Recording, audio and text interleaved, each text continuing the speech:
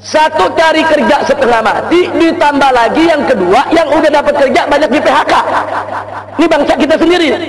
Udah bangsa kita cari kerja susah, banyak yang di PHK, akhirnya banyak yang terpaksa jadi TKI dan TKW di luar negeri. Sementara kita lagi kesulitan menyediakan lapangan kerja sedemikian rupa, lah kok lapangan kerja yang ada dikasih bangsa Cina. Ini bangsa Cina yang saya maksud di sini yang datang dari RRC ini ya. Nah, bukan Cina yang warga negara Indonesia, bukan. Kalau Cina warga negara Indonesia, mereka punya hak sipil yang sama dengan kita. Bismillahirrahmanirrahim. Tentang serbuan pekerja asing dari negeri Cina, ini memang merupakan tantangan berat buat kita semua. Jadi perlu kita ketahui, beberapa waktu yang lalu presiden kita memang mendapat bantuan kucuran dana dari negeri Cina untuk pembangunan. Tapi tolong dicatat oleh semua ikhwan yang ada di sini, dana bantuan untuk pembangunan dari Cina yang jumlahnya ratusan triliun itu tidak cuma-cuma. Pertama, itu sebagai pinjaman yang berbunga. Yang kedua, ini yang perlu kita tahu, bahwa ada kompensasi pembangunan itu harus dilakukan oleh perusahaan Cina. Dengan duitnya masuk ke sana lagi. Dan nggak sampai di situ. Yang ketiga, perusahaan Cina yang membangun itu akan menggunakan material, konstruksi dan lain sebagainya juga dari Cina. Yang keempat, untuk melaksanakan proyek-proyek tersebut, tenaga kerjanya pun ada persentase tertentu harus dari Cina. Nah, makanya ada beberapa proyek, katakan 900 tenaga kerja, yang 300 dari Cina. Kalau 9.000 tenaga kerja, yang 3.000 dari Cina, 30% lebih. Nah, jadi artinya di sini kita lihat, yang ngasih utang Cina, negara Cina nih, pakai bunga, kita bayar utangnya pakai bunga nanti. Terus kita punya proyek, mesti perusahaan dia juga yang kerjain. Dan beri materialnya, mesti beli sama dia juga. Nah, kemudian tenaga kerjanya, mesti tenaga kerja dari dia juga.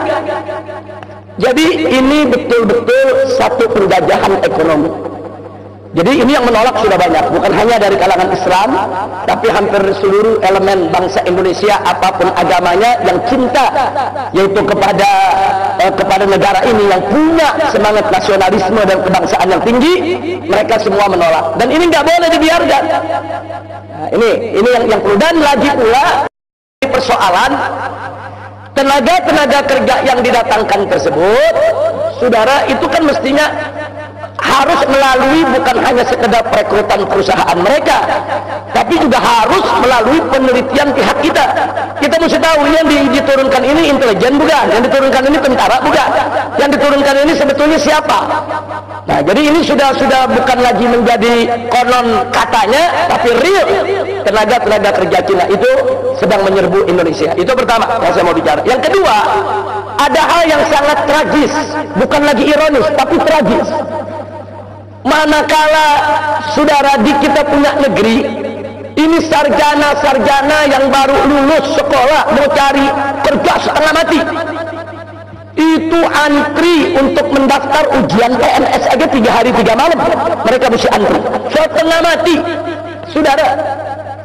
Satu cari kerja setengah mati, ditambah lagi yang kedua yang udah dapat kerja banyak di PHK. Ini bangsa kita sendiri.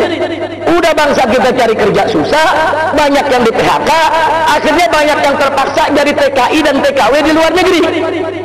Sementara kita lagi kesulitan menyediakan lapangan kerja sedemikian rupa, lah kok lapangan kerja yang ada dikasih bangsa Cina. Ini bangsa Cina yang saya maksud di sini yang datang dari RRC ini ya. Nah, bukan Cina yang warga negara Indonesia, bukan. Kalau Cina warga negara Indonesia, mereka punya hak sipil yang sama dengan kita. Tapi ini saya bicara tenaga kerja dari negeri Cina. Lah, orang kita lagi banyak yang di PHK, kita lagi sulit mencari kerja. Saudara, banyak orang-orang kita terdampar, saudara, di penderitaan menjadi TKI dan TKW yang mereka penderitaannya luar biasa di luar negeri sana. Nah, tahu-tahu sekarang ada kerjaan bagus, saudara, diberikan kepada tenaga kerja dari Cina. Dan yang lebih tragisnya lagi, saudara, banyak tenaga kerja dari Cina tersebut, saudara, standar gajinya di atas standar gaji kita. Ini mau dibawa kemana ini negeri? Saya khawatir kalau ini terus-menerus dibiarkan, besok akan terjadi revolusi sosial yang luar biasa di negeri ini. Hati-hati, saya ingatkan kepada pemerintah, hati-hati, ini masalah ketenaga kerjaan, masalah mencari nafkah, ini masalah yang sangat serius, harus menjadi perhatian, dan ini mesti di stop, nggak boleh dibiarkan, saudara. Kita mau kerjasama dengan negeri Cina, silakan. Kita mendapatkan dana bantuan dari negeri Cina, sah-sah saja untuk pembangunan, silakan, no problem, saudara. Tapi jangan ada persyaratan utang tadi itu, saudara. Persyaratannya kita mesti pakai perusahaan mereka, yang bangun mesti mereka, materialnya beli dari mereka, tenaga kerjanya dari mereka. Apa-apaan ini, saudara? Ini penjajahan ekonomi, ini penjajahan ekonomi. Dan ingat, 350 tahun kita dijajah oleh Belanda, itu yang 200 tahun yang menjajah kita perusahaan, bukan pemerintah Belanda, saudara. VOC itu perusahaan, perusahaan perkebunan, perusahaan pertanian, saudara, yang punya uang banyak, yang menyewa, yaitu jawara-jawara untuk kenteng-kenteng mereka, bahkan membentuk pasukan bersenjata. Itu yang jajah Indonesia. 200 tahun lebih kita dijajah oleh perusahaan Belanda, bukan pemerintah Belanda juga. Baru setelah 200 tahun perusahaan tersebut mengalami kebangkrutan, diserahkan kepada pemerintah Belanda untuk menjajah Indonesia. Nah, jadi artinya hati-hati, jangan sampai besok Indonesia ini dijajah oleh perusahaan Cina, saudara. Kita lagi diserbuin oleh perusahaan-perusahaan Cina, saudara. Mereka akan menjajah kita. Dan jangan lupa, pengusaha-pengusaha tersebut, saudara, dengan akses yang mereka miliki, dengan finansial yang mereka punya, mereka mampu untuk membentuk security yang dipersenjataan, security yang dilatih. Saudara, jangan kaget, saudara, kalau sekarang ini banyak orang keturunan di Indonesia ini rame-rame daftar jadi anggota Perbakin. Kalau mereka daftar jadi anggota Perbakin, artinya apa? Mereka boleh bawa senjata, mereka boleh punya senjata, mereka boleh menggunakan senjata, walaupun alasannya untuk olahraga atau untuk berburu, saudara. Nah, kenapa orang-orang pribumi pada nggak jadi anggota Perbakin? Ya karena bayarnya mahal untuk bikin kartunya, saudara. Tapi bagi mereka sekedar bayar 3 juta, 5 juta, 10 juta, kecil, saudara. Dapat beli senjatanya cuma 20 juta, saudara, dapat senjata bagus kok. Ini bahaya. Jadi hati-hati, ini negeri kita ala khatarun azim, dalam posisi yang sangat-sangat berbahaya. Jadi saya sepakat itu, tapi ini kita nggak bisa sikapi hanya dengan ceramah, hanya dengan tabligh, tapi harus ada gerakan konkret, real. Bagaimana untuk mencegah ini semua? Kita harus kirim delegasi ke DPR, kita harus pertanyakan itu ke DPR, khususnya Komisi 1 bidang politik dan keamanan, saudara, untuk mencegah ini semua. Kita harus tekan presiden, kita harus tekan pengambil kebijakan. Nggak boleh negeri ini dilelang begitu saja, saudara. Sekarang kita lihat, saudara, ini kekuatan pengusaha-pengusaha Cina non-Muslim di Indonesia besar. Mereka punya kerjasama yang kuat dengan perusahaan Cina yang ada di RRC. Makanya sekarang proyek reklamasi, saudara. Begitu seorang menteri yang punya nasionalisme, punya semangat kebangsaan, cerdas, rajin, bagus, berani, seperti Pak Rizal Ramli, saudara, dia protes itu reklamasi pantai Jakarta. Dia tolak itu reklamasi daripada pulau di sana. Akhirnya ribut dengan Ahok, saudara. Apa yang terjadi? Bukan Ahok yang digusur, Rizal Ramli yang diberhentikan. Ada apa? Sebab ini proyek reklamasi pantai, saudara. Ini reklamasinya sudah berjalan, duit triliunan dari investor Cina sudah masuk, saudara. Mereka sudah buat gambar apartemen-apartemen di 17 pulau, dan mereka sudah buat iklan, yaitu animasi, dan itu iklan disiarkan di televisi di Beijing, sehingga pengusaha-pengusaha Cina beli itu apartemen. Apartemennya belum dibangun, wuruknya belum selesai, saudara, unitnya sudah habis laku. Nah, sekarang ini berapa ratus triliun. Makanya kalau reklamasi itu di stop, sebagaimana Ahok mengatakan, kalau di stop kita akan dituntut oleh luar negeri. Memang betul, memang betul. Tapi disinilah dituntut keberanian Jokowi. Stop itu proyek reklamasi, saudara. Ini 9 perusahaan naga, company naga Indonesia, saudara, bangkrut. Bangkrut, mereka harus kembalikan berapa triliun itu kepada investor-investor liar tadi, saudara. Jadi ini negeri mau dijual, saudara. Kenapa nggak diiklankan di Jakarta? Biar orang-orang kaya pribumi yang beli, saudara. Enggak.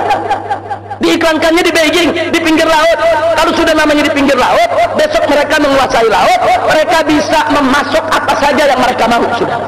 Dan catat baik-baik, seperti tadi saya katakan, mereka memberikan dana, perusahaannya harus perusahaan dari Cina, materialnya material dari Cina, tenaganya tenaga dari Cina.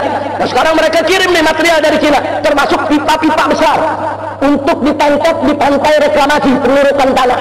Begitu dibawa itu pipa-pipa besar sampai di Tanjung Priok, isinya narkoba. Fakta, saudara. Ini bukan konon katanya, berapa ton narkoba yang dimasukkan ke Indonesia, saudara. Ada apa dengan negeri kita ini dihadap ini? Udah mereka ngambil apa namanya, mereka berikan kita pinjaman, kita harus bayar dengan bunga, ditambah kita mesti pakai perusahaan mereka, kita mesti pakai material mereka, kita mesti pakai tenaga kerja mereka. Mereka manfaatkan menguasai laut untuk masukkan narkoba. Nah, jadi ini nggak boleh dibiarkan. Ini semua punya kaitan. Jadi saya sepakat dengan Abdul Hasan, ini harus disoroti, dan FPI sangat serius menyoroti persoalan ini. Nah, adapun soal KTP dan lain sebagainya, saya tidak ingin memberikan ulasan yang panjang, tapi keresahan Habib Hasan sebetulnya keresahan kita semua. Nah, artinya KTP itu memang seyogianya tidak seumur hidup, tapi ada fase-fase tertentu, 5 atau 10 tahun, kan ada perubahan status seseorang, perubahan dia udah kawin atau belum, perubahan apakah dia pekerja atau anak sekolah.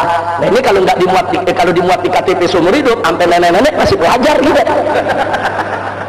KTP kita bikin umur 17 tahun, statusnya apa? Pelajar SD, kan begitu. Pelajar SMA atau SMA, saudara. Nah begitu umur kita 50 tahun nggak diganti-ganti, masih pelajar, belum kawin terus. Bagi yang laki jadi modal kawin lagi tuh. Nah, jadi saya pikir betul yang dikatakan Habib Hasan tadi, memang tidak realistis. Mesti ada fase tertentu untuk diperbarui. Tapi saya sepakat kalau biayanya dibebaskan. Nah, boleh apa namanya, dibuat ulang 10 tahun sekali, tapi tanpa biaya. Nah, ini yang perlu saya sampaikan. Terima kasih Habib Hasan. Jazakumullahu khairan jazaa atas apa yang